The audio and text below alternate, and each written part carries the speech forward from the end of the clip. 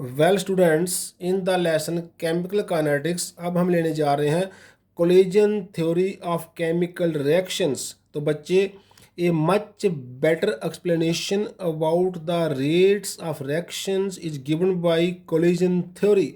जो रिएक्शन का रेट के बारे में अच्छा एक्सप्लेनेशन दिया है कोलिजन थ्योरी ने, जिसको पुट फोर्थ किया था Max Trautz and William Lewis ने 1916 और 1918 के बीच में। It is based upon kinetic theory of gases. तो बच्चे, according to this theory it is assumed that the molecules are hard spheres. जो रेक्टेंट के मालिक्यूल हैं वो सफियर की तरह होते हैं। And the reaction between them occurs only when they collide with each other. Reaction उनमें तभी होगी जब वो आपस में कोलिजन करेंगे। The number of collisions that take part per second per unit volume of the reaction mixture is called collision frequency। एक unit volume में एक सेकंड में जितने कोलिजन होंगे उस नंबर को नाम दिया गया है बच्चे कोलिजन फ्रीक्वेंसी।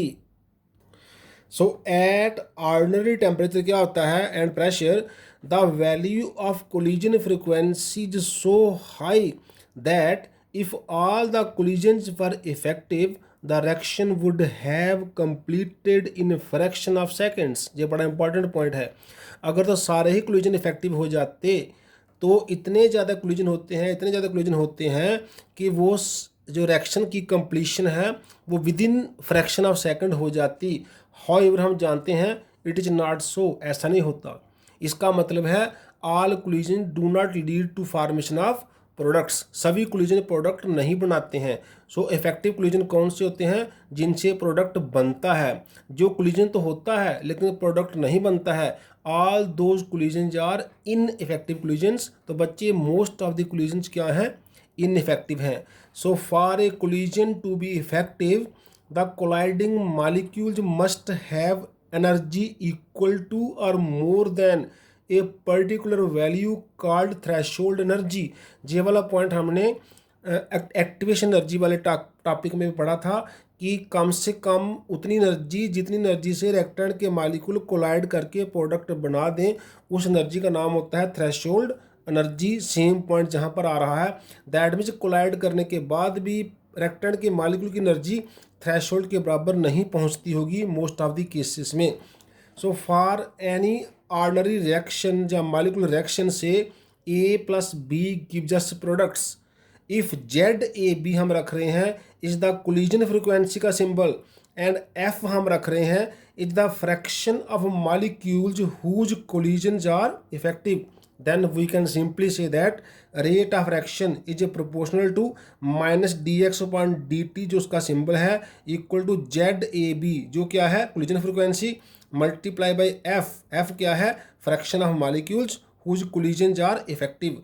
तो Z A B collision frequency है, एफ वो मॉलिक्यूल हैं जिनका कोलिजन इफेक्टिव है, मतलब जिनके कोलिजन से प्रोडक्ट जो है वो बन जाता है।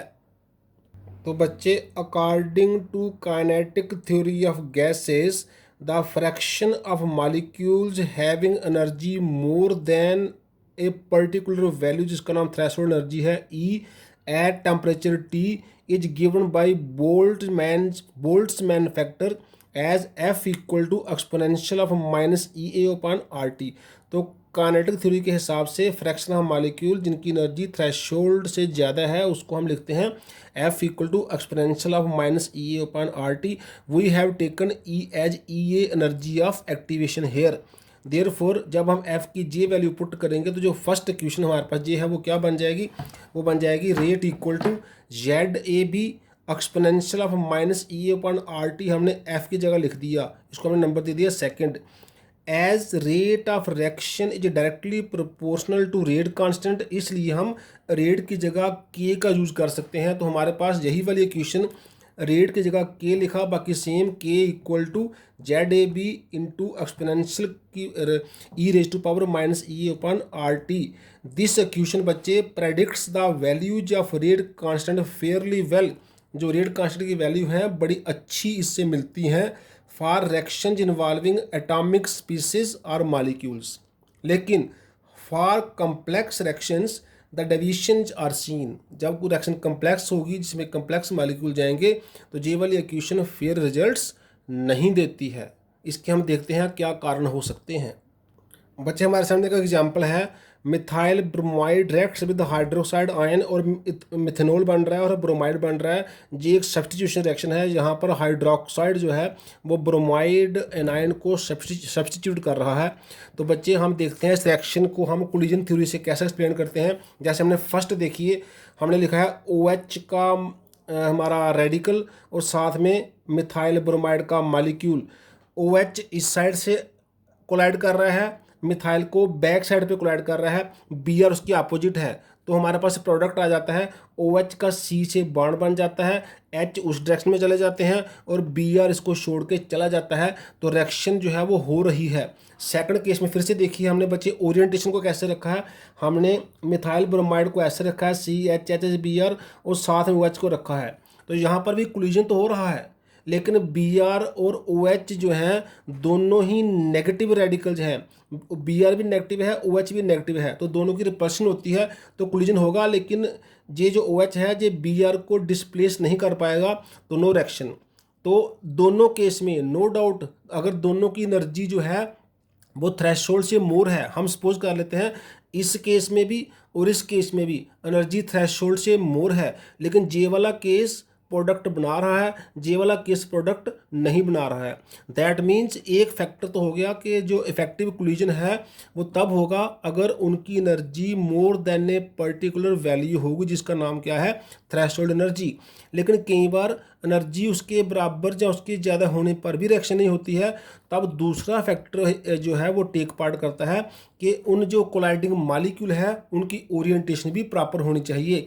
अगर दोनों सेम टाइप के जो रेडिकल हैं वो आमने सामने कोलाइड करेंगे, नो डाउट एनर्जी उनकी बहुत बढ़ जाएगी, लेकिन जे OH इस Br को डिस्प्लेस नहीं कर पाएगा, उसको ऐसे आना पड़ेगा, उसको बैक साइड से अगर वो आएगा तभी Br जो है वो वहाँ से बॉन्ड ब्रेक करके जाएगा। जब OH फ्रंट साइड से आएगा तो Br और C का बॉन्ड ब्रेक नहीं होगा, तो रिएक्शन पॉसिबल नहीं होगी। इसलिए इफेक्टिव कोलिजन के साथ होने के लिए एनर्जी फैक्टर के साथ साथ ओरिएंटेशन का होना भी जरूरी है कि ऐसी प्रॉपर ओरिएंटेशन होनी चाहिए ताकि ओल्ड बॉन्ड ब्रेक हो सके, न्यू बॉन्ड फॉर्मेशन हो सके। सो हम यही फैक्टर्स यहाँ लिखने जा रहे हैं। दिस इज बिकॉज सेकंड वाली रिएक्शन क्यों नहीं हो रही है, the colloidal particles may have energy greater than the threshold value, उसकी एनर्जी ज़्यादा हो सकती है, but may not have proper orientation, उनकी ओरिएंटेशन सही नहीं है। इस केस में ओरिएंटेशन सही है, रिएक्शन हो गई क्योंकि OH पीछे से आया, Br उधर से चला गया। जहाँ ओरिएंटेशन सही नहीं है, OH सामने से आया, Br और C का बॉन्ड ब्रेक नहीं हो सका। बॉन्ड ब्रेक तभी होगा अगर ओरिएंटेशन प्रॉपर होगी, but may not have proper orientation at the time of collision and hence formation of products is not possible. तो इसलिए बच्चे हम क्या कह सकते हैं, thus for a collision to be effective collision तभी होगा प्रॉपर ओरिएंटेशन होगी ऑफ द रिएक्टेंट मॉलिक्यूल्स की इज आल्सो रिक्वायर्ड। एक इफेक्टिव कोलिजन होने के लिए कोलाइडल पार्टिकल की या रिएक्टेड पार्टिकल की एक प्रॉपर ओरिएंटेशन का होना भी जरूरी है, along with the energy factor तो है ही है, मतलब एनर्जी थ्रेशोल्ड या उसके ज़्यादा तो होनी ही चाहिए, पर रिएक्टेंट मॉलिक्यूल की प्रॉपर ओरिएंटेशन भी मस्ट है। तो बच्चे to account for orientation factor, उसका नाम P सिंबल दिया गया है, आल्सो कॉल्ड स्टीरिक फैक्टर, और इसको हम प्रोबेबिलिटी फैक्टर भी नाम दे सकते हैं।